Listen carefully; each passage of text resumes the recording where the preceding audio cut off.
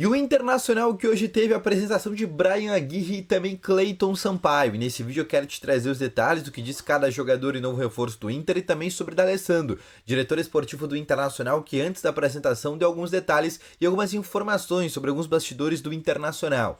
Além disso, eu quero te falar sobre o Wesley e a venda dele para o Besiktas da Turquia. Eu quero te trazer detalhes porque na próxima sexta-feira fecha a janela do futebol turco e o Inter precisa vender um jogador ainda nesta janela de transferências para conseguir fechar o ano sem ter salários atrasados. Nesse vídeo eu também quero te trazer detalhes dessa situação e também a de Leandro Damião, o jogador que segue livre no mercado e ainda tem interesse em voltar para o Internacional. Então, só antes de começar esse vídeo, roda a vinheta.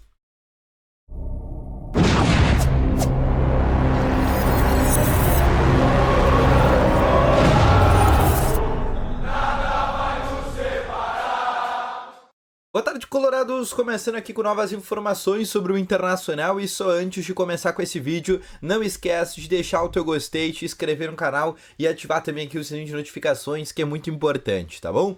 Vamos começando então aqui com as principais informações sobre o Internacional, mas antes eu já te faço uma pergunta que é clichê. Tu gostaria da volta de Leandro Damião ao Internacional, jogador que está livre no mercado? Deixa nos comentários que eu quero saber a tua opinião.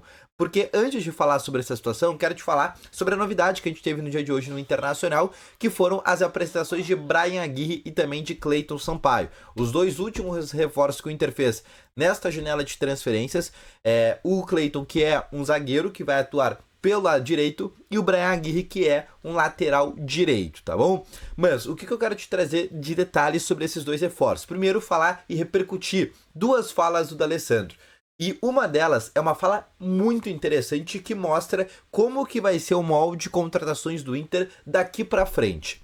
Ele primeiro falou sobre a situação e a contratação do Cleiton, que foi uma contratação extremamente contestada, porque é um jogador que vinha da segunda divisão de Portugal, um jogador muito pouco conhecido e que eu acho que dificilmente tu já tenha ouvido falar do nome do Cleiton Sampaio. E por óbvio, gera dúvidas essa contratação para o Internacional. E o D'Alessandro falou sobre essa situação, ele disse exatamente o seguinte: o Cleiton é um zagueiro que a gente vinha acompanhando, que o clube vinha acompanhando, ele tem características importantes, nós depositamos muita confiança nele. Ele mostrou muita vontade de fazer parte do nosso elenco, do planejamento que fizemos para ele. Tem contrato até 2028 e espero que nos ajude muito. Fecha aspas pro D'Alessandro. Mas a principal aspas que ele trouxe não foi essa, e sim sobre o molde de contratações do Inter daqui para frente. Ele disse: é isso que nós planejamos a médio prazo. Trazer jogadores jovens e reduzir um pouco a média de idade. Queremos que criem uma identificação, que gostem do clube e que queiram ficar aqui por muito tempo. Que o clube, junto com a torcida, possa acolher da melhor maneira. Ou seja, a partir de agora, o Inter quer trazer jogadores jovens e reduzir a média de idade e fazer que esses jogadores jovens tenham uma identificação pelo clube. Realmente tenha algo mais paterno, assim, algo meio mesmo familiar. Como são os jogadores que sobem das categorias de base, né? O Antony, né? Jogadores que acabam pegando uma identificação durante a base, né? Um caso também do Gabriel Carvalho, e o Inter quer fazer também com novos reforços. Por isso, a ideia de trazer jogadores mais jovens, jogadores que ainda tenham essa possibilidade de criar uma identificação. E é isso que o Inter e o D'Alessandro, especificamente, vem tentando fazer. Trazendo uma identificação para o Borré, que é um cara que vem conversando muito com as torcidas, né? Vive o dia a dia. O Bruno Tabata também vem fazendo diversas fotos com as camisas antigas do Internacional, criando também essa identificação, né? Os jogadores da base do Inter. Então o Inter está tentando realmente trazer essa identificação para todos os jogadores. E os próximos reforços que o Inter vai fazer, a gente e o D'Alessandro já deu a dica. Vão ser jogadores jovens e jogadores para reduzir a média de idade. E jogadores que venham com vontade de vir para o Inter e que fiquem aqui por muito tempo.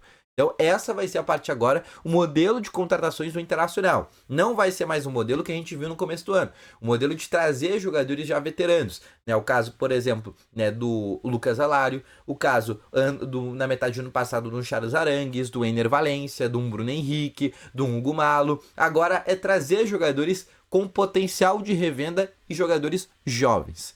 Outra situação que eu quero trazer agora para vocês é para falar sobre o Wesley, tá? O Wesley, que nesse momento é um jogador e a única possibilidade de venda nessa janela de transferências.